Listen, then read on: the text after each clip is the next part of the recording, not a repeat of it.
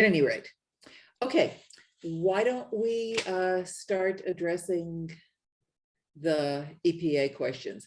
Did you make a slide, Kevin, of the 3 questions? Yes. Or do Barbara, you want to start with whatever you have for the start of the meeting? So if you will allow me, I'd like to provide some background about the US EPA grant. Okay, you saw that. I pulled some up online and sent it out to everybody, and you were copied on that. So this is going to be very quick. So in the past weeks, RRD has been attending the feedback sessions that US EPA has hosted. And basically, the US EPA grant will be an offshoot of the bipartisan infrastructure law that was passed in November 2021. And as you all know, the infrastructure law covers roads, bridges, and recycling is one of the areas to be covered. And the vision of the grant is to promote circularity, promote the circular economy in waste management, sustainable materials management, and also come up with projects that addresses climate change and with focus on environmental justice. So meaning that USAPA would like to focus on having projects in disadvantaged communities or underserved communities. There are 3 areas that USAPA would like to focus on. These are infra for recycling grant program, recycling education and outreach grants, and battery collection best practices and labeling guidelines. For the recycling infra grant, the total funding is 275 million or 55 million per year from fiscal year 22 to 2026. So state and local governments will be competing for this 55 million per year funding allocation. And the focus of the recycling infra grant is support improvements to recycling programs, post-consumer material management, and waste management infrastructure. And as I mentioned a while ago, they would like to prioritize projects to underserved or to underserved communities. The other major project, the other major area is on recycling education and outreach grant program. And the total funding is 75 million spread over from fiscal year 22 to 26. So it's 15 million per year. And the main objective is to support education and outreach on consumer recycling and waste prevention. Also, increase collection rates and decrease contamination. And similar with the infra grant, they're going to prioritize projects in underserved communities. So the USAPA is in the process of soliciting inputs from stakeholders across the country. And that is why Andrea would like the Solid Waste Advisory Commission to contribute responses to these questions, to these basic questions, so that the USAPA would be able to come up with guidelines, mechanics for the grant program that I believe will be released before end of the year, so that local governments and state and local governments would be able to avail from this grant. Other eligible institutions are nonprofit organizations and public-private partnership, and also tribal organizations. So those are the eligible entities for this grant.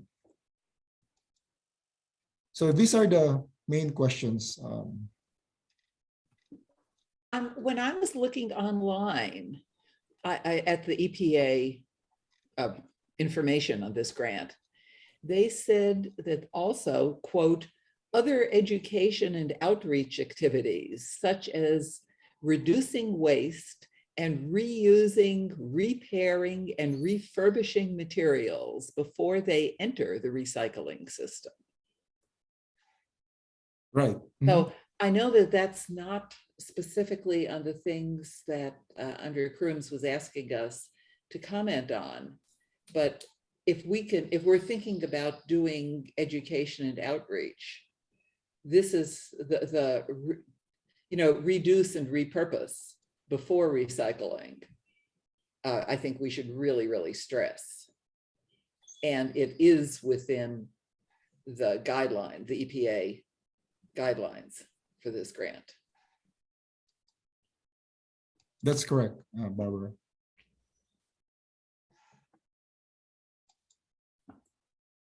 Barbara, Okay.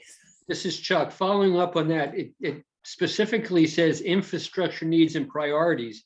We had discussed earlier about the county potentially pulling out reusable products before they entered the landfill, and that would require some kind of facility or infrastructure development, and perhaps that would be something that a grant could be used for if we defined exactly what it was we were hoping to accomplish.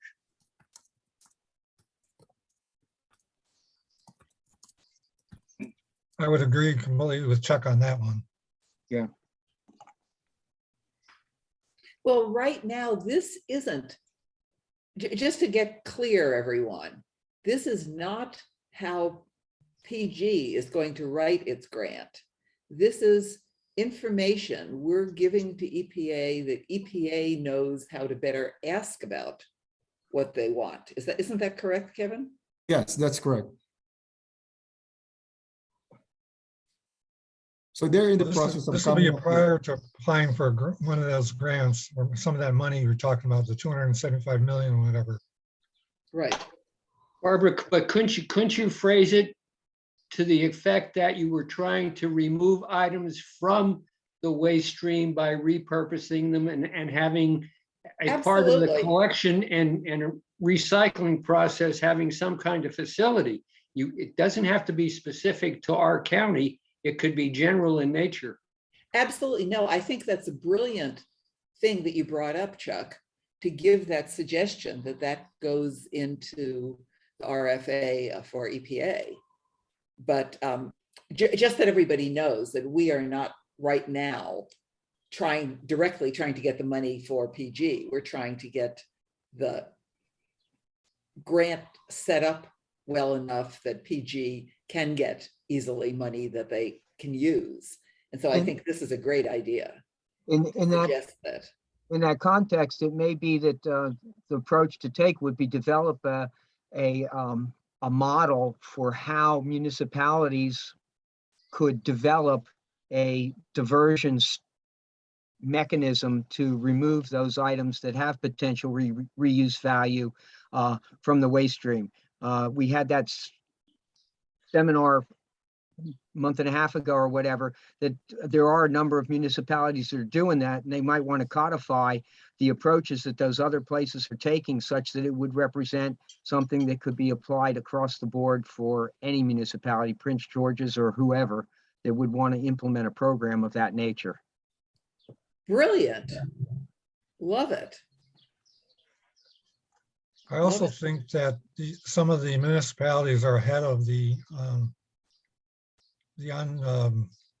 unincorporated areas of the county, and that might be something to think about in terms of how we could bring the unincorporated areas, who are probably doing less recycling, for instance, get them up to speed,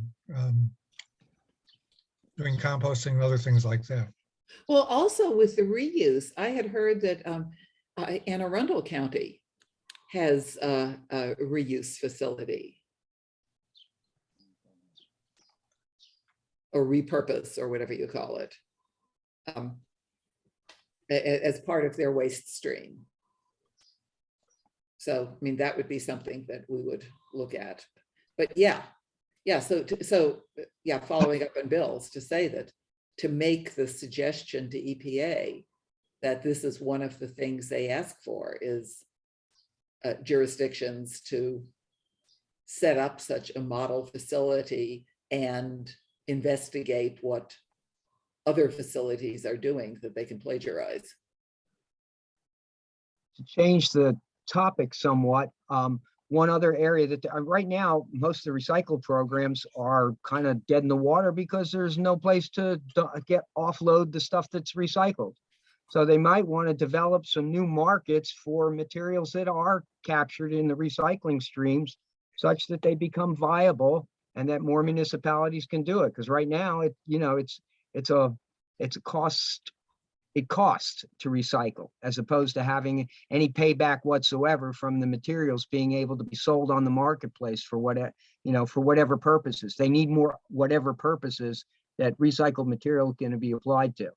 Now, that might not be something that states and municipalities can develop, but certainly a P3 or some educational institutions or that might be the appropriate people to look into potential new markets for recycled materials. And sort of following up on that, remember when we had the tour of all those facilities last fall? At the MRF, we were told that now that they have the optical sorters, they're getting, 7 or 10 times the cost per ton when they sell the plastics because they're so much cleaner. So, I mean, that would be something also that such a grant could cover. We could suggest that if it purchases optical sorters for facilities, then. Kevin, I got a question about, should we be emphasizing municipalities or should we be emphasizing the county? Oh, sorry. There are larger areas of Prince George's County. Matter of fact, most areas are not incorporated, and there's more area of the county that's not incorporated than what is incorporated. And I got another question. Did this information also go directly out to the municipalities for answering?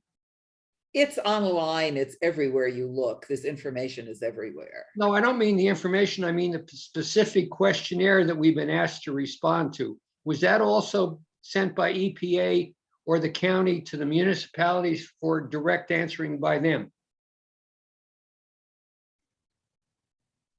Hold on. So I mean, the information that I pulled up from the web and sent to you all, which basically it kind of has those same questions in it.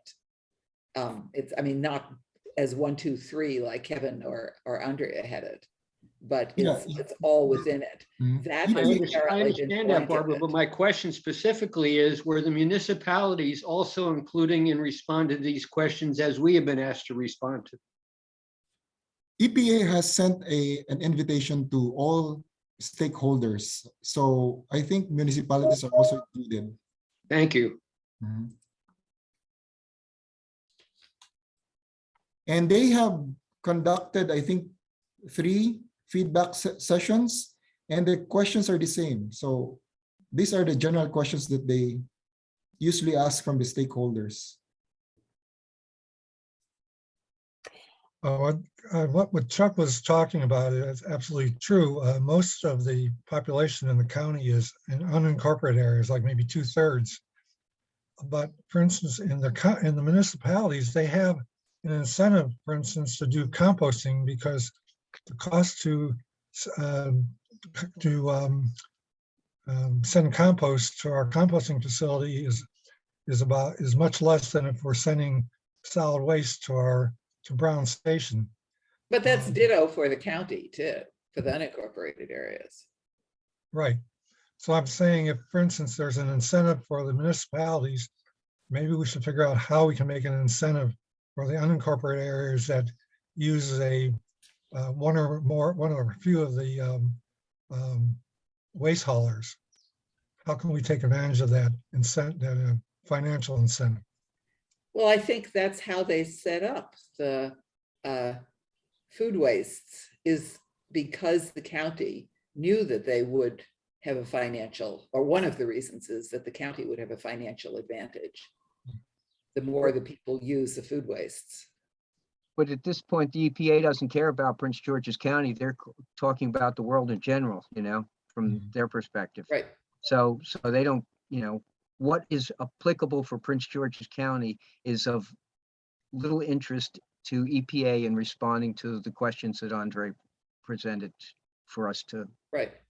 deal So with. I think if we're going back to these questions, something that would be very important for education and outreach is, I always consider our community in West Laurel one of the well, maybe except for Greenbelt University Park, but one of the more with it communities in the county.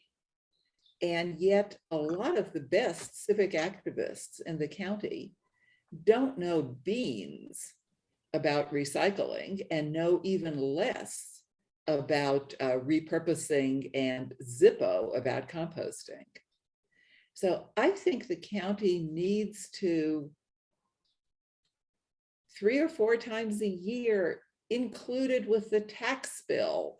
I mean, find lots of ways to send out to every resident a well-written, concise informational packet on why they want to reduce, do composting, recycle, and only as the final thing to trash. And I don't think the county does nearly a good enough job about that, with that. And I bet PG is not special in that. So I think we could probably think of PG as maybe typical of a lot of counties and make this one of the things suggesting to EPA that the counties need to better educate the population on why it is advantageous to the county, to the world, to their children, to do all of these good things, starting with reduce, then repurpose and compost and recycle, and make a goal of minimizing trash. And it costs a lot to do mailings to the whole county. So that is something where EPA funds could help the counties in being able to do informational mailings on why this is useful. Barbara, Yes. I'm asking a favor, please. Stop referring to the county as PG. We have been trying for years to stop that. Yeah, I It's was on Commission gorgeous. 2000 and Del Judas had a big thing. He calls LA, LA, DC, DC, and gets mad when I call PG, PG. And I say, I as long as, understand. A lot of us get mad. yeah, but they still use DC and LA. So it's kind of hypocritical, I think. But sure, I'll call it Prince George's. Don't want him to cause waves.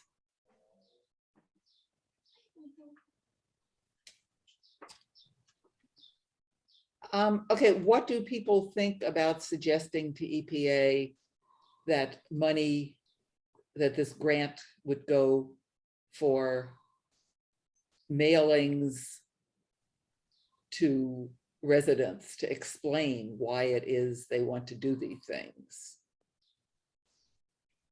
I would suggest you not limit it to mailings. I would suggest you include mailings, flyers, internet postings, public service announcements. Right, right. And there Outreach, probably are social media savvy people. who social figure media out- events, just general public outreach to the media, whatever that media may be. Right. It's just that the mailings are, I believe, by far the most expensive. I mean, the social media is just somebody's salary, but it doesn't cost anything to send it out. But I don't think it hurts to have inclusive Yeah, language rather than limited to one particular item. No. And I'm sure they're looking for the big picture, not the micro picture. And the Right. smaller we make it, the less likely we're gonna hit the target. Right. No, sorry, I said it wrong. It's information dissemination on this, but the lion's share of the funds would be for the mailings, which I think are a necessary part because a lot of the people are not social media savvy to get this information, me included.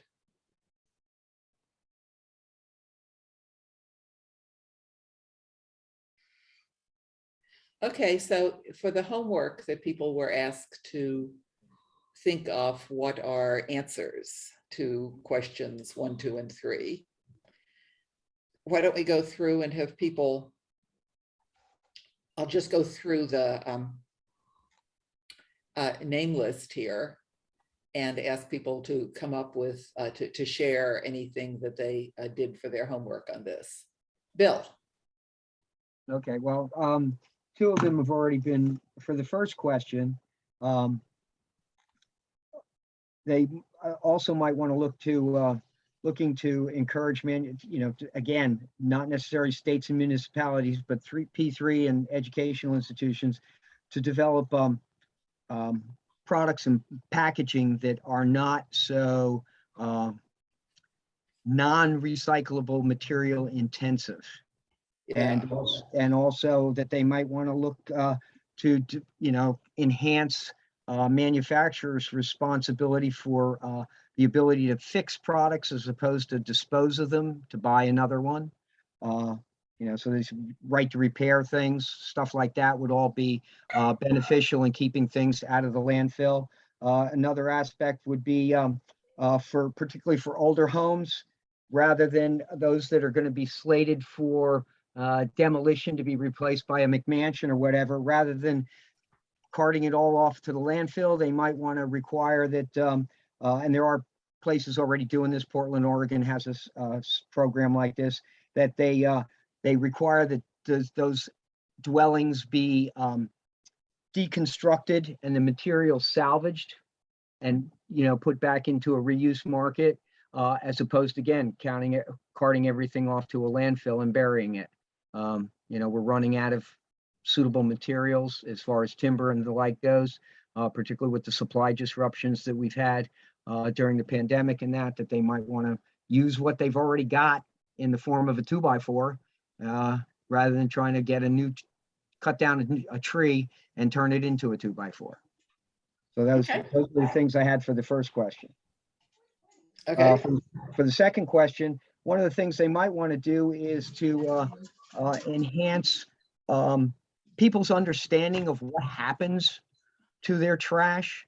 It doesn't magically disappear from the curb, but to develop videos and or tours or whatever of composting facilities, of the MRFs, of the landfills, so that people understand what happens to this stuff, to make those make provision for school systems to require, as part of their science programs, the kids tour MRFs and landfills and that, so they start to understand that it's their trash and it doesn't magically disappear, and there's a whole lot more than most people realize that's involved in getting rid of this stuff. So, if you want to get less of it, have people understand what happens if they produce more of it.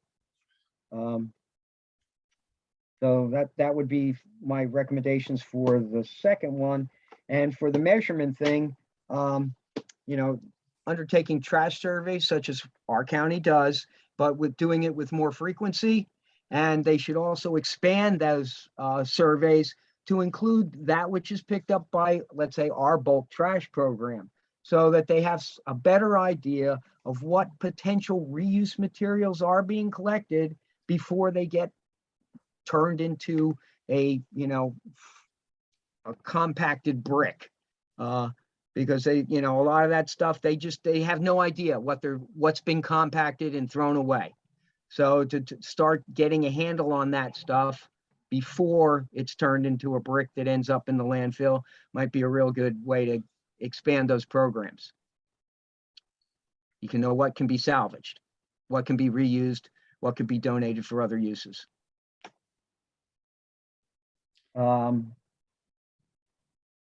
then for the recycling operation, I don't know what all the data that's currently collected at our MRF for that, but we might want to also get a handle on what the MRF sends back to the dump, if that's not currently being done, so that we know what's being sent back, because one, it's not part of the recycling program, i.e. we don't recycle those items, or two, it's been contaminated, so that they have a handle on those, what's contaminated, how it's contaminated, which would feed back into the educational thing to know where to address people, and to find out where it's coming from too. Where in the county that stuff's being, or where in municipalities, where that stuff's being collected from. It may be centralized in certain neighborhoods. And if you're talking about environmental justice and the like, it may be that it would be appropriate to know how those neighborhoods fare compared to the other neighborhoods and their understanding of recycling programs, of what's recycling, what can be recycled, what contamination happens in that. So those are pretty much the ones I thought of off the top of my head pretty quick, you know, so. Excellent homework job. You got an A for the class. Alexandra. Hi, evening, everyone. I was just listening to just everybody's feedback, which I agree with Chuck with in regards to outreach, that shouldn't just be one channel that we're using, that we should try to leverage all communications channels, such as any type of media that's out there, that we should consider that. As far as needs and priorities, I'm not sure how much, you know, we talk amongst other counties, but if there are counties out there that are doing these things either better or they're excelling in those areas, I don't know if it would be of value to, you know, exchange best practices, to connect with those other counties, to look at, you know, what is being done well, you know, as a way for us to kind of leverage, you know, any type of knowledge that, you know, might be out there. We don't have to reinvent the wheel if there are other things that are working that would be, you know, suitable for Prince George's County. You know, we should consider those and consider connecting with those who, you know, are doing those things well.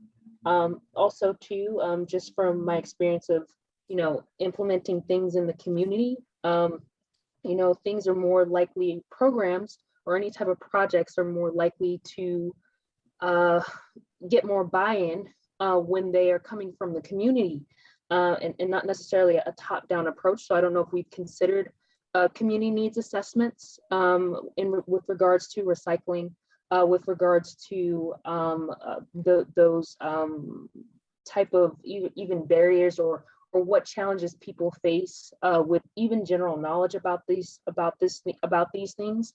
Maybe we should consider community needs assessments.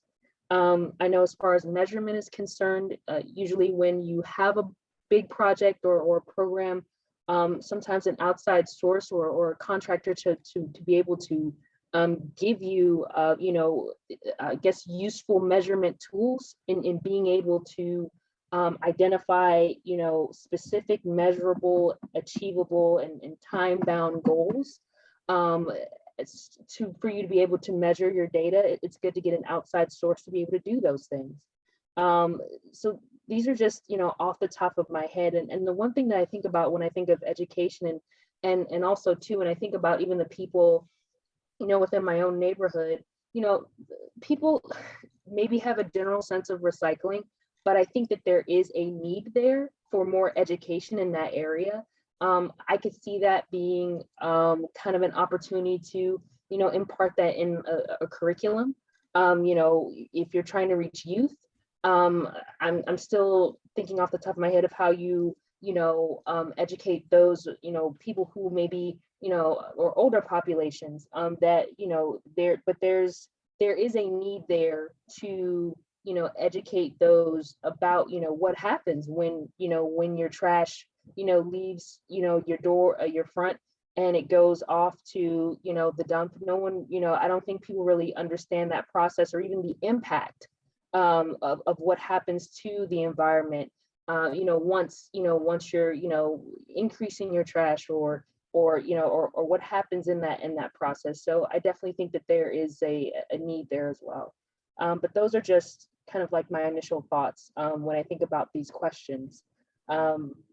But I would say that the two base things are, you know, have we explored, you know, reaching out or like I said, reaching across, you know, other counties that maybe do we know of any counties that do these things well? You know, have we considered best practices or kind of like a shared best practices session with other counties on what they do well or what we can do better?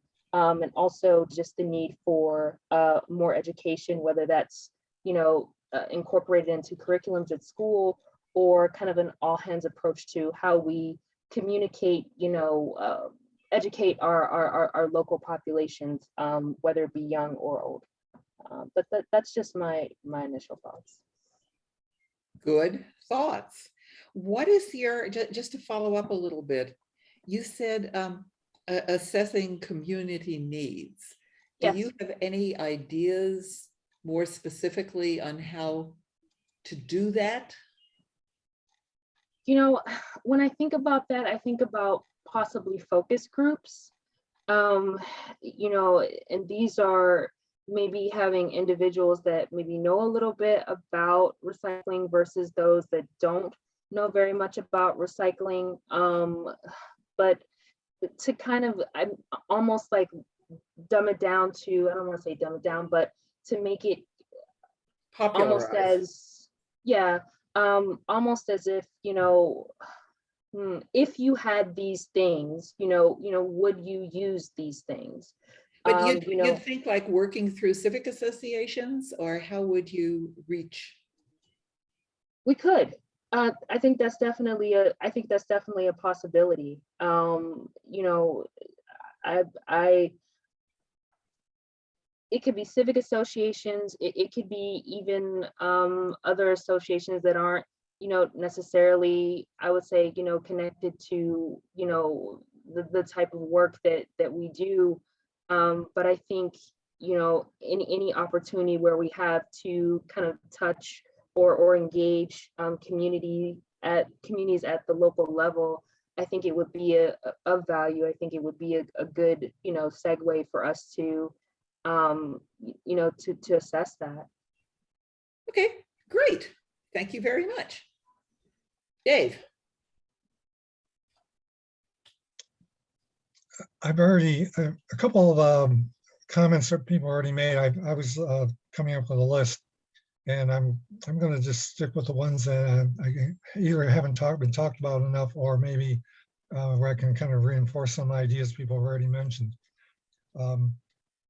First, I think the idea of the Resource Recovery Center or a facility is really, I think, really important. Maybe have multiple in the county, and done in a partnership with businesses that already do or could be doing recovery, repair, and refurbishing. So I think it would really be good to have a private public partnership. And maybe that would also take away some of the expense if the county were just trying to set this up on their own. And then these other folks, the businesses already have some experience. So I think it might be good to have a partnership. The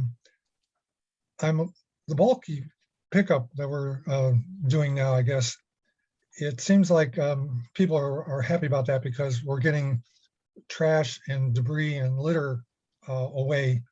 But a lot of that, I think, is just going to the landfill. And I think it would be ideal if we could move that bulky trash, at least some of it, to the Resource Recovery Center where it can be recovered. I may be mistaken, but I think right now it's just everything's just being landfilled. Right, but I mean, this is a Prince George's issue. We're right now, I think everybody fully agrees with you.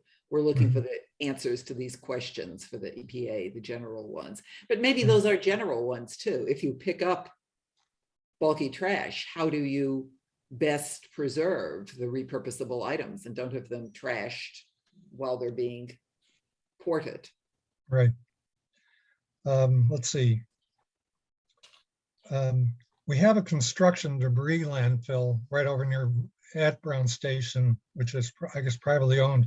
I don't know how that's operated, but I'm wondering if there might be ways of getting that operator, making sure, I'm sure they're being permitted to turn part of their facility into a recovery facility too. It already is. They go through what comes into that facility. They pull out the wood, they pull out the metal, they pull out a lot of stuff before it's actually anything's put into a fill. They crush the concrete and reuse it. They grind up trees and stumps and they use the remnants of that. So that's already being done at that facility. Well, that's really good. That's John Pyle's operation, and I'm well familiar with it. I've toured it many, many times. And John is very proactive in seeing what they can pull out before they bury. Well, it sounds like maybe we could learn from them. That sounds really like a good thing that's happening there. Chuck, could you consider setting up a tour for the SWAC crowd? I Because the thought tour you that had, we- I thought you had done that, or did you only tour county, Phils? Only the county facilities. I can talk to Mr. Piles and see if he would agree to do that. I suspect he probably will, but yeah, they have a very active program to pull out as much as they can before it's buried. Great. I'll So see if I we can. should also talk with him if he has ideas for EPA grants. He was part and parcel of the original Environmental Justice Task Force. And yes, John is a good source of information, but he unfortunately is not a county resident. He can still help the county. His business is a county I resident. agree. I would suggest rather than me contact him, having Kevin contact him from the government. Is that okay, Kevin? Yes.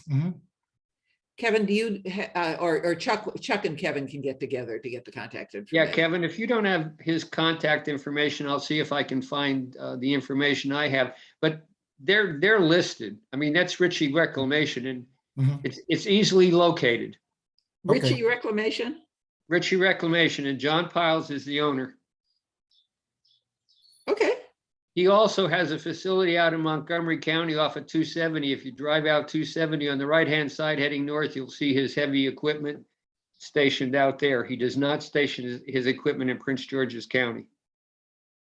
It's E&I something. He has multiple corporate entities, and that's the one that does the trucking of his rubble. okay,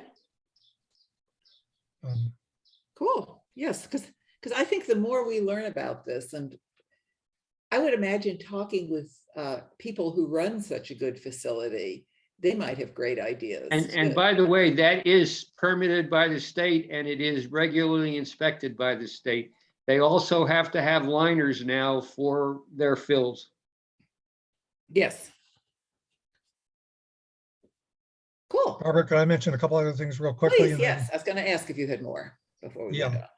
on. The Sierra Club here in the county, we're thinking about organizing a county school system art contest, which would be, the theme would be climate change. Getting the kids to understand it and getting their teachers, including our teachers and the science teachers involved. And we're thinking about it being a climate change theme, but it could also have a recycling component.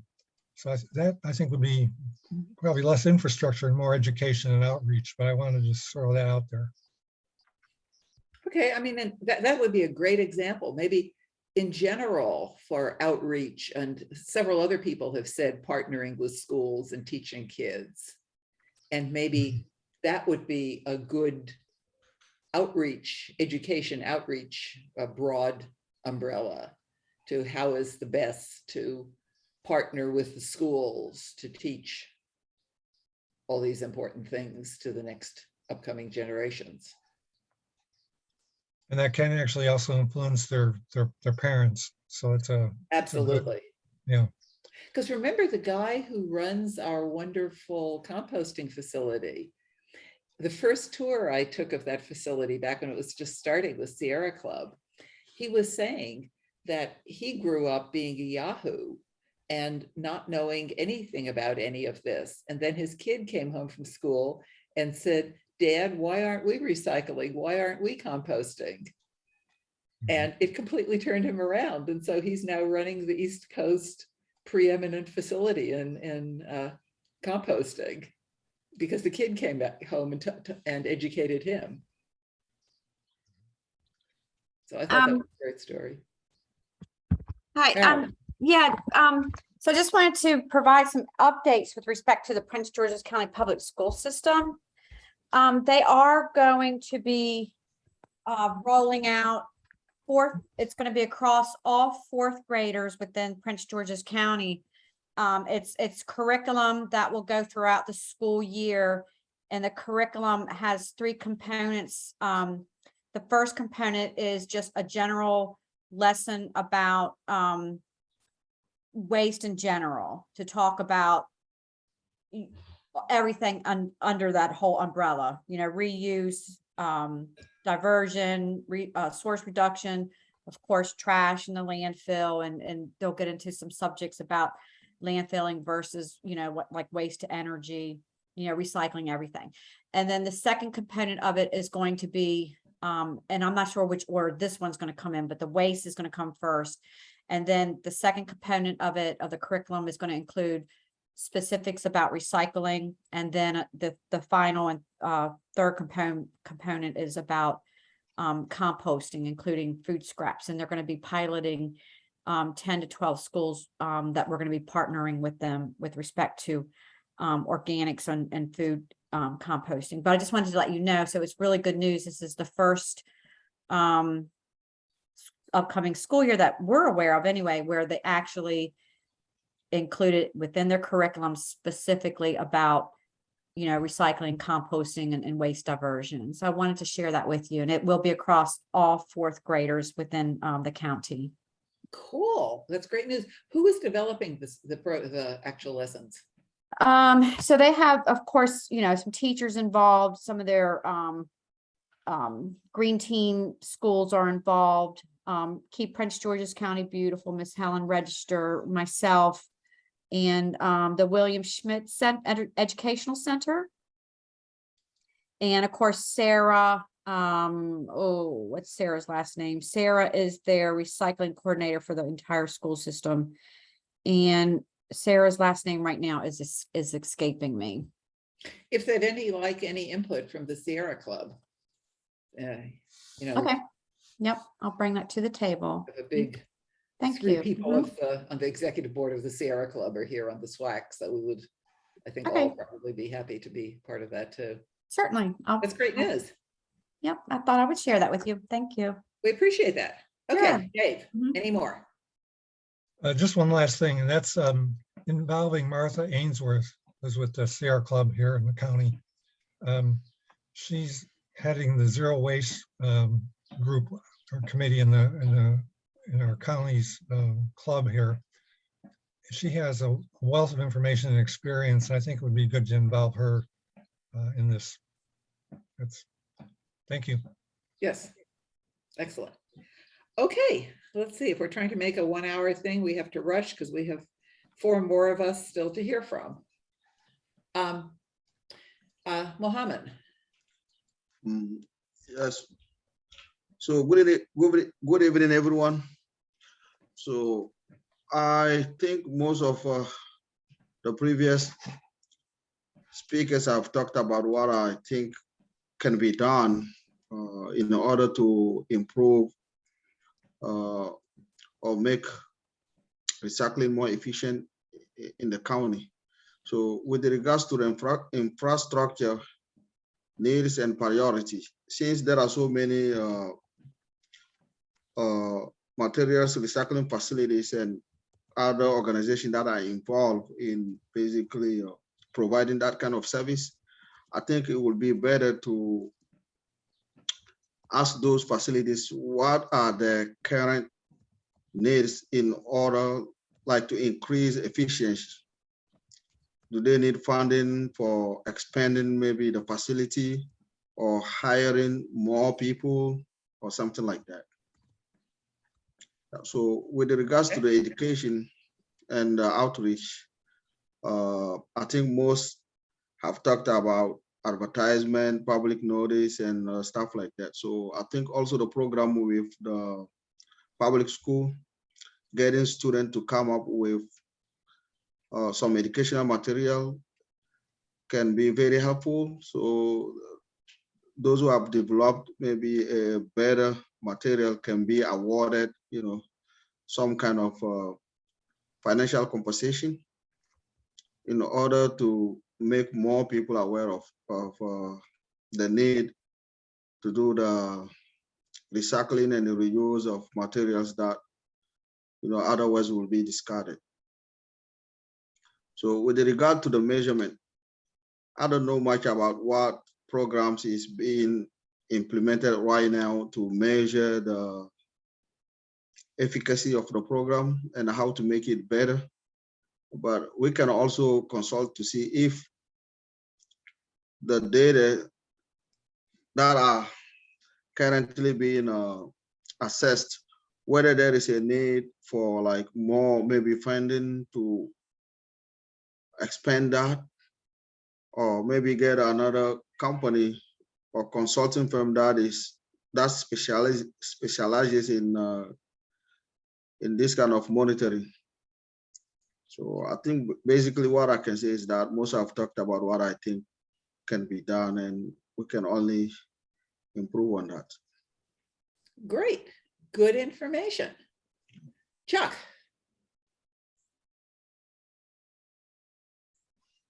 Any more ideas? You've given some already, I know.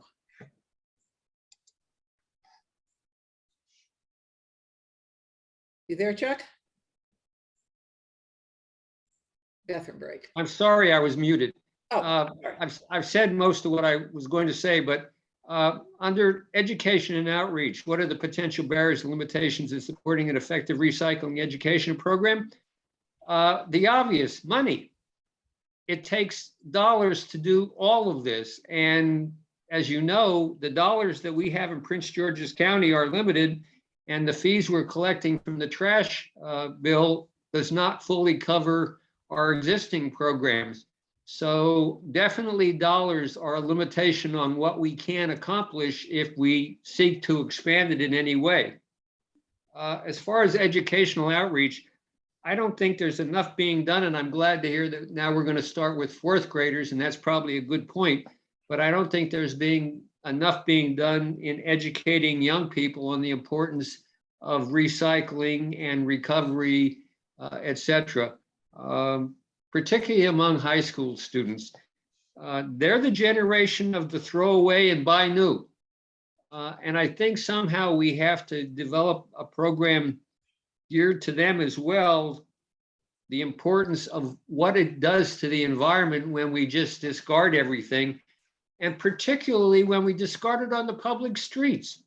I don't think people realize how much of the county's budget for public works relates to trash pickup and cleaning up roads. And I think that's an educational thing that needs to be somehow emphasized. I still think recovery before it gets into the landfill needs to be part of the infrastructure needs, and how that gets developed, I'm not exactly sure. Like you said, there are some jurisdictions that are doing it and doing it successfully. But if that could be part of something that EPA could put together using best practices on pulling things out of the stream at the source, or pulling them out at the landfill or at the recovery center, or even developing a specific recovery center. And again, that would take dollars. I'm a little confused about why they're asking about measuring points. I know the county has measuring points. I know the state has measuring points. I don't know if they're looking for different measuring points, but So both the state and the county have extensive ways of measuring the success of what's going into recycling, not necessarily on education, but certainly the recycling program in general. I don't know if they're looking for something other than tonnage, or if they're looking for, I'm not sure. When Andrea Crooms was talking to us about this last month, she implied that they only do tonnage, and that they are also interested in the number of homes that participate in the various programs. I would suspect, I mean, I don't know how you measure who's putting their recycle bin out and who's not. I mean, that Because would be like very, we that would recycle be almost very everything, difficult. but we don't put it out every week. So it's not like you can count the number of times it's out. Exactly. So I'm not sure how you'd measure that either. But like I said, the county does have a measuring tool. It may not be the best, and the state in turn has a measuring tool. So But I think they're just tonnage. yeah, that may be something before we could actually make additional suggestions to know exactly what tools they're using now to measure. Barbara, may I chime in? So one of the reasons why they want to solicit indicators for this grant is they want to standardize measures, indicators across counties and state governments, so that they would be able to measure or evaluate the success of programs and projects related to waste management. So they want to standardize indicators and measurements related to recycling and reuse. That's one of the reasons that they gave. Okay. Great. Is the county going to, in response, specifically indicate what measurements you're currently using? I think the county will contribute measures that it's currently using. So, But the county just uses tonnage now, right? mhm, mhm. Oh, well, Okay, anything there for are Chuck? other measures that the county uses, like recycling contamination rate. We have a long list of measures that we monitor, that we track. But it's all total aggregate. Mhm, It's not, correct, it's not yes. like by community even. Mhm, yep, we do it monthly. Yeah. Because I think that Andrea was suggesting she would like to see something off by communities, that she can get a better feeling of which communities need to be targeted for.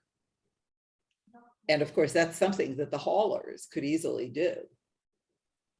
That's only the public haulers. There's a lot of communities that aren't public haulers. Right. So But we could at therein least- lies another Could at problem. least get the low hanging fruit. There's another problem. How do you get the numbers from the private haulers, from those that aren't covered by the county's contracts? Are they required to report any place, Kevin? Yes. Yes, Yes, they are, yes. With the same data as the county's haulers? yeah, they're required on an annual basis for it's called Maryland Recycling Act, MRA, which is a state law. And also the county also passed legislation as well. So they are required for any other hauler collecting, whether it's a commercial entity or, private residencies where, for the areas that we do not provide the collection service, they are required to report the annual recycling tonnages to Prince George's County. Thank you. You're welcome. Okay, and Nancy.